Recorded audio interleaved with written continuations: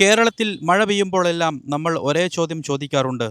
ഇത്രയും വലിയ വെള്ളപ്പൊക്കത്തിന് കാരണം കാലാവസ്ഥ വ്യതിയാനം മാത്രമാണോ? എന്നാൽ അതിനുള്ള ഉത്തരം അത്ര ലളിതമല്ല. പ്രകൃതിയെ മാത്രം കുറ്റപ്പെടുത്താൻ കഴിയാത്ത ഒരു യാഥാർത്ഥ്യമാണ് ഇന്ന് കേരളം നേരിടുന്നത്. ഈ ഭൂമിയെ സൃഷ്ടിച്ച പ്രകൃതി അത്ഭുതകരമായ ഒരു സന്തുലിതാവസ്ഥയിലാണ് പ്രവർത്തിക്കുന്നത്. കടൽ, മല, കാട്, നദി, തണ്ണീർത്തടം, നെൽപ്പാടം, മഴ ഇവയെല്ലാം പരസ്പരം ബന്ധപ്പെട്ട് പ്രവർത്തിക്കുന്ന ഒരു വലിയ ജലചക്രത്തിൻ്റെ ഭാഗങ്ങളാണ്. ആ ചക്രത്തിൽ ഏതെങ്കിലും ഒരു കണ്ണി തകരുമ്പോൾ അതിൻ്റെ ആഘാതം മുഴുവൻ സംവിധാനത്തെയും ബാധിക്കും. ഇന്ന് കേരളത്തിൽ സംഭവിക്കുന്നത് അതുതന്നെയാണ്. പലപ്പോഴും നമ്മൾ രാഷ്ട്രീയ ചർച്ചകളിൽ കുടുങ്ങിപ്പോകുന്നു. ഒരു സർക്കാർ അധികാരത്തിലെത്തുമ്പോൾ ഒരു വിഭാഗം അതിനെ ന്യായീകരിക്കും, മറ്റൊരു വിഭാഗം കുറ്റപ്പെടുത്തും. ഭരണമാറ്റം വന്നാൽ നിലപാടുകളും മാറും. എന്നാൽ പ്രകൃതിക്ക് രാഷ്ട്രീയമറിയില്ല. വെള്ളപ്പൊക്കം ഒരു പാർട്ടിയെ മാത്രം തിരഞ്ഞെടുത്ത് വരുന്നതുമല്ല. അതിനാൽ ഈ ദുരന്തത്തിന് ഉത്തരവാദികൾ ഭരണകൂടവും മാത്രമല്ല, സമൂഹം മുഴുവൻ തന്നെയാണ്. നമ്മൾ തന്നെയാണ് മലകൾ വെട്ടിമുറിച്ച് റോഡുകൾ നിർമ്മിച്ചത്, കുന്നുകൾ നിരത്തി റിസോർട്ടുകളും വമ്പൻ കെട്ടിടങ്ങളും പണിതത്, തണ്ണീർത്തടങ്ങളും നെൽപ്പാടങ്ങളും നികത്തി വീടുകളും ഷോപ്പിംഗ് കോംപ്ലക്സുകളും പണിതത്, മഴവെള്ളം ഒഴുകിയിരുന്ന സ്വാഭാവിക തോടുകളും ചാലുകളും മൂടിയത്. അതുകൊണ്ട് തന്നെ മഴവെള്ളം പോകേണ്ട വഴികൾ പയ്യെ പയ്യെ ഇല്ലാതായി. ഒരിക്കൽ ഓരോ വീട്ടിലും കിണറുകളുണ്ടായിരുന്നു. മഴവെള്ളം മണ്ണിലേക്ക് ഇറങ്ങാൻ വിശാലമായ മുറ്റമുണ്ടായിരുന്നു. ഇന്ന് കിണറുകൾ പലതും ഉപയോഗശൂന്യമായി. മുറ്റങ്ങൾ മുഴുവൻ കോൺക്രീറ്റ് ഇൻ്റർലോക്കുകളും ടൈൽസുകളും കൊണ്ട് മൂടി. മഴവെള്ളം ഭൂമിയിലേക്ക് ഇറങ്ങാതെ നേരെ റോഡിലേക്കും ഓടയിലേക്കും ഒഴുകുകയാണ്. ഓരോ വീടുകളിലും സംഭവിച്ച ഈ ചെറിയ മാറ്റങ്ങൾ ചേർന്നാണ് കേരളത്തിൻ്റെ വലിയ ജലപ്രശ്നമായി മാറിയത്. ഇപ്പോൾ നമുക്കൊരു പ്രധാന വസ്തുത മനസ്സിലാക്കാം. കഴിഞ്ഞ 100-ലധികം വർഷങ്ങളിലായി കേരളത്തിലെ വാർഷിക മഴയിൽ വലിയ വർധനയില്ല. ചില പഠനങ്ങൾ പ്രകാരം ചെറിയ കുറവാണ് രേഖപ്പെടുത്തിയിട്ടുള്ളത്. എന്നിട്ടും എന്തുകൊണ്ടാണ് വെള്ളപ്പൊക്കവും ഉരുൾപൊട്ടലും വർദ്ധിക്കുന്നത്? കാരണം മഴയുടെ അളവല്ല, മഴയുടെ സ്വഭാവമാണ് മാറിയത്. മുമ്പ് 4 മാസം നീണ്ടുനിന്ന മൺസൂൺ മഴ ഇടവിട്ടായിരുന്നു. മണ്ണിന് വെള്ളം കുടിക്കാൻ സമയം ലഭിച്ചിരുന്നു. ഇന്ന് മഴ ലഭിക്കുന്ന ദിവസങ്ങൾ കുറവാണ്. എന്നാൽ ലഭിക്കുന്ന ദിവസങ്ങളിൽ ഏതാനും മണിക്കൂറുകൾക്കുള്ളിൽ തന്നെ ഒരു മാസത്തെ മഴ പെയ്തിറങ്ങുന്നു.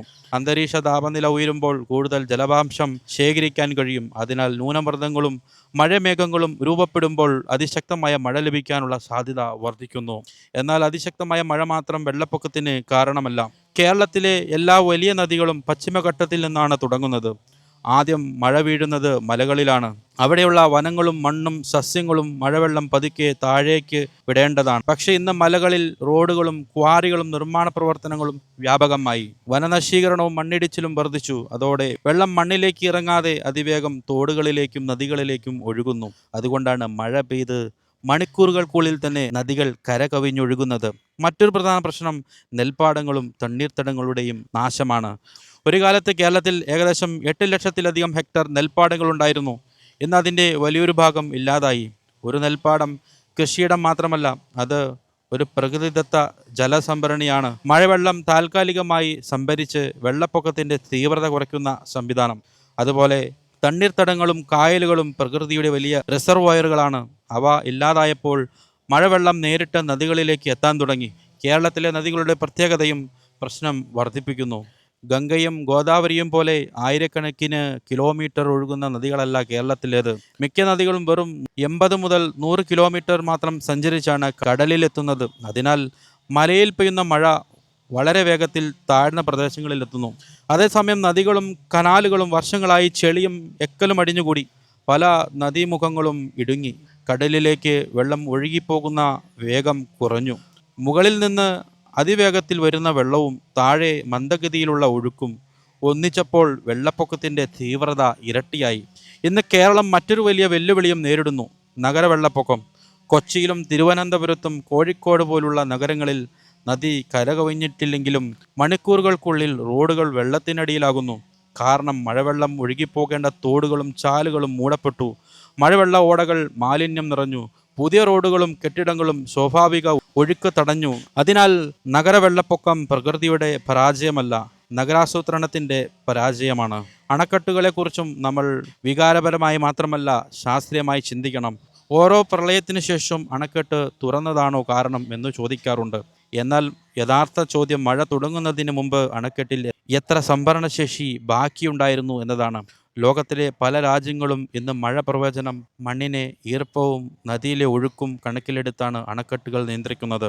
കേരളം ഓരോ വർഷവും ദുരിതാശ്വാസത്തിനും റോഡുകളും പാലങ്ങളും പുനർനിർമ്മിക്കാനും ആയിരക്കണക്കിന് കോടി രൂപ ചെലവഴിക്കുന്നു. അതിൻ്റെ ചെറിയൊരു ഭാഗമെങ്കിലും നെൽപ്പാടങ്ങൾ സംരക്ഷിക്കാനും തണ്ണീർത്തടങ്ങൾ വീണ്ടെടുക്കാനും കനാലുകളും നദികളും ശാസ്ത്രീയമായി പരിപാലിക്കാനും വിനിയോഗിച്ചാൽ ദുരന്തം വരുന്നതിന് മുമ്പേ വലിയ മാറ്റങ്ങൾ സൃഷ്ടിക്കാൻ കഴിയും. ലോകത്ത് പല രാജ്യങ്ങളും ഇന്ന് room for the river, sponge city പോലുള്ള ആശയങ്ങളിലേക്ക് മാറുകയാണ്. മഴവെള്ളം എത്ര വേഗത്തിൽ പുറത്തേക്ക് കളയാം എന്നതല്ല, എത്രത്തോളം ഭൂമിയിൽ പിടിച്ചു നിർത്താം എന്നതാണ് അവരുടെ സമീപനം. കേരളവും അതേ ദിശയിൽ ചിന്തിക്കേണ്ട സമയം അതിക്രമിച്ചിരിക്കുന്നു. നമ്മുടെ ഓരോ വികസന പദ്ധതിക്കും മുമ്പ് ഒരു ചോദ്യം ചോദിക്കണം: ഈ പദ്ധതി മഴവെള്ളത്തിൻ്റെ സ്വാഭാവിക ഒഴുക്കിനെ എങ്ങനെ ബാധിക്കും? ഈ ചോദ്യം ചോദിക്കാതെ നിർമ്മിക്കുന്ന ഓരോ റോഡും ഓരോ കെട്ടിടവും ഓരോ ഭൂമി നികത്തലും ഭാവിയിലെ ഒരു വെള്ളപ്പൊക്കത്തിന് വഴിയൊരുക്കും.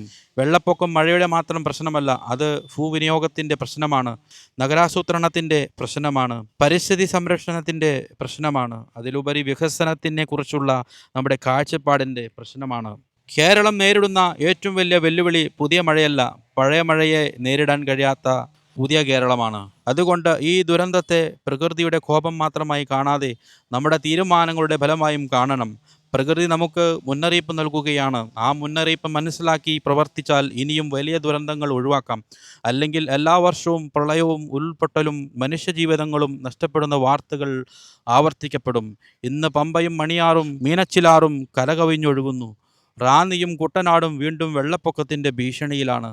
മലയോരങ്ങളിൽ ഉരുൾപൊട്ടലുകൾ തുടരുന്നു. ദുരിതാശ്വാസ ക്യാമ്പുകളിൽ ആയിരക്കണക്കിന് കുടുംബങ്ങൾ കഴിയുന്നു.